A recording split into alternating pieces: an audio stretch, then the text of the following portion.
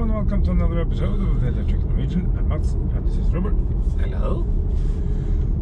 Now we finally got around to test the fat one, the Model Y. And it's a bit strange because I feel it is a white interior, so I'm thinking I was just sitting in my own Model 3, but I'm sitting 20 centimeters off the ground or something like that. It's like what I said, you are driving a Model 3 that's some marshmallows. Well, stilts anyway. Marshmallows. Marshmallows are squishy things. This is a long range because the standard range doesn't exist outside of China, and the performance, well, that hasn't arrived yet. So, well, what do you think so far? Well, except that it's faster. It's like sitting in a Model 3. So yeah. Yeah, you sit higher. Seats. More support. Yeah, I also think that I have a little bit more side support. The side bolsters are a little bit. I don't know. It's the second time I'm in a Model 3, and I'm still the same impression. That Model Y you meant? Yeah, Model Y. They're a little bit more supportive. Consumption is well at 210, so it's not that bad. It's quite powerful, this thing, and in some ways it reminds me a little bit of the old KN, in the sense that this is it's not a massive SUV, but it's a crossover thingy. The only exception, do you know what that is? You can actually look at you can look over the over the steering wheel. Yeah.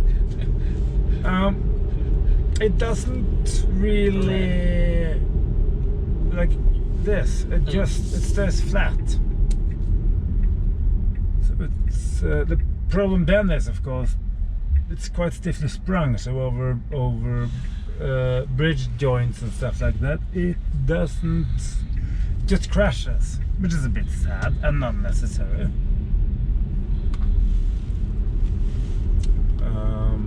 Tesla really should get someone from Lotus to set up their cars, or Porsche. Then you wouldn't have this problem. At least you would have less of it. This is a car you get into, not sit down in. Yeah. I would imagine you appreciate that. Yeah. I really appreciate it. So, yeah. So if you have a friend with arthritis Or old. Or just, because it is more comfortable. It can come dragging with the, oh, but it's less precise and the car is taller and therefore less sporty argumentation. And that may or may not be valid, but the fact of the matter is that it is just simply more comfortable for everybody, because it's less work. I mean, I don't mind a sports car at all, but I'm the first to admit that yes, this is a lot more comfortable just getting in the car. Of course, as a result, it is bigger and taller and higher, and so on. And because Tesla, I don't know why, there is no parcel shelf in the back here, so all the tire noise from the rear tires are just coming straight into the cabin. It's not that bad, but it could have been less. You wouldn't have been able to avoid it completely, of course, but it could have been less with something as easily installed as a parcel shelf. Any old Model S owner knows what I'm on about, because they were incredibly noisy the first few years.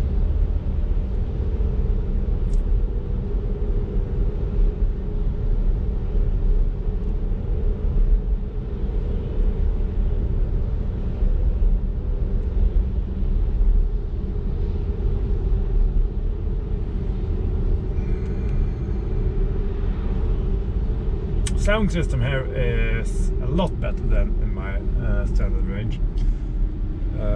When I say better, I mean it's more punchy and a lot more bass and also more speakers. Does that mean that the stuff in the standard range is crap? No, not at all. just means that this is better. But then again, this is a much more expensive car. This is a car that costs, oh, I really should have put the price down there in text, but I'm roughly estimating around 550 Norwegian, which is around $50,000 or something like that. It's quite a lot more than I paid for my car.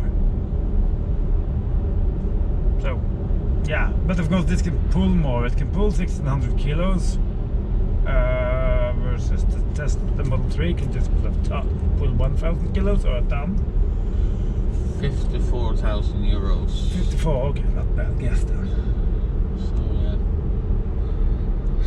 Well, it has a estimated WLTP range of 507 kilometers, and that, well, I did some calculations, and this car, if you have around 190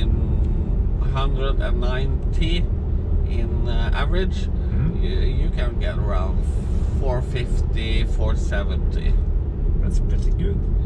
Yeah. Considering it's a tall crossover after all. Yeah. With God knows how much horsepower. Enough. Yeah. Enough. And it goes from 0 to 100 for 5 seconds. Okay. So it's not. It's in between my old long range and the SR Plus then. Yeah. And it has a top speed of 217. Okay. But, I mean, that's an academic theory anyway. For most of us, except the Germans. Jeremy Clarkson once described driving a Bentley like sitting on a bomb, because you could feel all those torques under your right foot just wanting to kind of propel you forward. And it's the same thing here. You just know that if you sneeze, you probably end up going a lot faster than you really should. I just saw a big tongue now, a red one. It looks very good in red. Now, before you say this is not a crossover thing, this is an SUV, well, no. The big tongue is an SUV, because that's huge. It dwarfs this thing. So, no. I'll keep on calling it a crossover. Thank you very much. Growth this year actually has been quite impressive. Thank you for all my new viewers.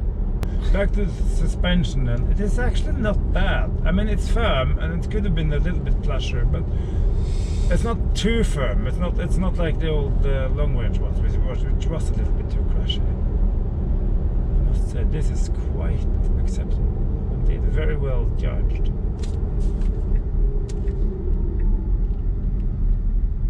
Same with the Region.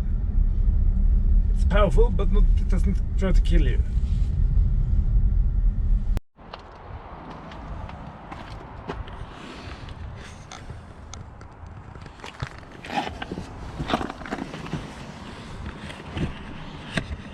I'm now sitting behind myself, and well, there's not much knee room, but there's plenty of space. I mean, I'm sitting.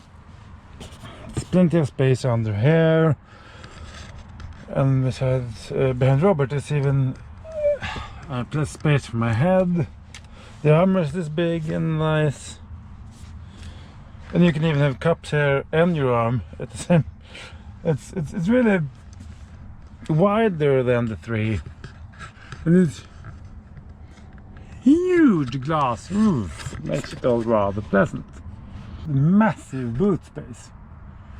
It really is a big car, this, and the huge trunk. That's what I say when I criticize everybody else for not making. Just take the Kia EV6. It had a trunk. It just didn't notice it because it was a small plastic box. And there was no well there. It's just lack of, so much wasted potential. This is just huge cargo hauler. It's like a TARDIS in here. It's a lot more room inside than you first really think it can be when you look at the car. Same with the Model 3. Same with the S. The S is massive. Yeah, key card. Right. Yeah, for those that didn't get the Doctor Who reference on TARDIS, well, it's an old science fiction, British science fiction show, still running after God knows how many years, 40 years or something like that. It's just absurd. Oh, look, it has a decent turning circle, this thing. It's not an ID3 turning circle, because that's really silly, but it's a lot better than, well, you really should expect. The first episode of Doctor Who was set in 1963. Holy Lord. I didn't bother to check the size of the tires, but they're big. I'd imagine 19s or 20s. I think it's 21. Yeah, they're rather big. So there's not that much noise in here. I mean, I kept shooting, speaking of the big tongue, I kept shooting it down because of tire noise, and that had some huge 21 or 22 inch rims tires on it. This is, yes, you can hear the rear tires, but it's not that bad. No, it starts raining. Still haven't touched the wipers. Turn themselves on. They've become a lot better, the auto wipers, the last year or so. This is... Oh, I like this thing. Can we change? It has the power, and it has a little bit more... Oh, this is a dangerous thing, because it's relatively... I say again, relatively quiet. No, it's not an e-tron. Probably not even a honky, which would also be very quiet, I would imagine. Hello, doggy. Doggies? You just move your toe a little bit and you just... I love that effortless performance of a big car. Be that an Audi S8 or a Tesla, it's the same sensation of just... Oh, it's just so pleasant to have some power, and you don't have to use all of it, it's just there, and you know that if you need it, you can tap into it at any given time. There's nothing to do with, oh, you don't need 600 horses. No, you don't need 600 horses. But it's very nice to have from time to time. It's much more of a family car than the Model 3 is. There's nothing wrong with the Model 3 in any way, sense or form. I still haven't run out of space in it. But if you have kids and you haul stuff and all of that, then this is a much more suitable car than anything else. Really. Yeah, and we were for some days ago, last week, talking with the cab company, and they said that the Model Y was a car that they were looking at to use as a cab. They're only waiting for the German builds, because unfortunately, I know you don't bother, but unfortunately the weight allowances that it legally can carry, I think it's 380 kilos or something like that. I think it's less than that, but yeah, it's so that means, and that's the maximum allowance of weight you can have in the car, the total gross stuff. So I mean, if you're 4 adult burly blokes in this one, you're basically overweight. That's without any luggage, so you can't, you can bring 4 people and maybe a toothbrush, and that's, of course, the car won't be used like that, but that's how it is if we're going to stay within the legal weight limits. Yeah. That's probably not the problem in America. I don't know how the rules are over there. I think it's strange that they have different weight limits and restrictions on it depending on where it's sold, but it's the same car. But that's just how... Have you noticed the consumption? Well, that's because we're behind. Yes, so. but I noticed it, and since we left the roundabout, then it was 112. So this is I must say now it's 164. As a reference, I don't think I ever saw that with the Ioniq, with the Kia EV6. I know it's now twiddling around behind this learner car, but still. granted, we kept somewhere between 200 and 230 watt hours when we were on the motorway earlier, but that was, it's a test car, Side mirrors are very big. Because of that, they're even better.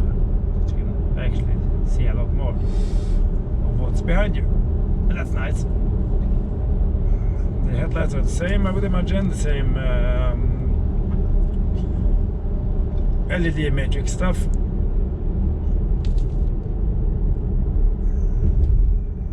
We're at 47%. Let's see, the estimated battery range is 240 kilometers.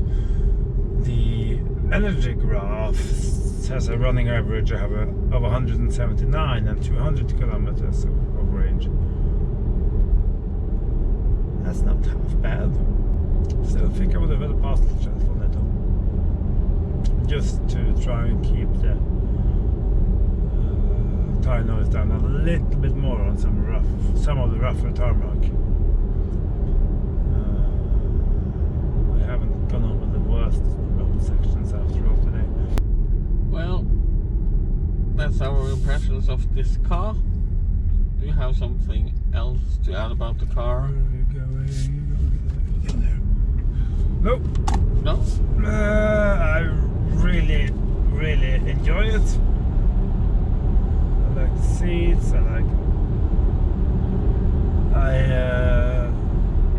The power. It's just a brilliant thing, really. You're letting me out. Okay, thank you. Yeah. But, well, if you don't have anything else to add, we have to thank Tesla in Sarpsborg. Yep. For lending us the car this hour. Yep. And if you have liked the video, we would appreciate that you press the thumbs up.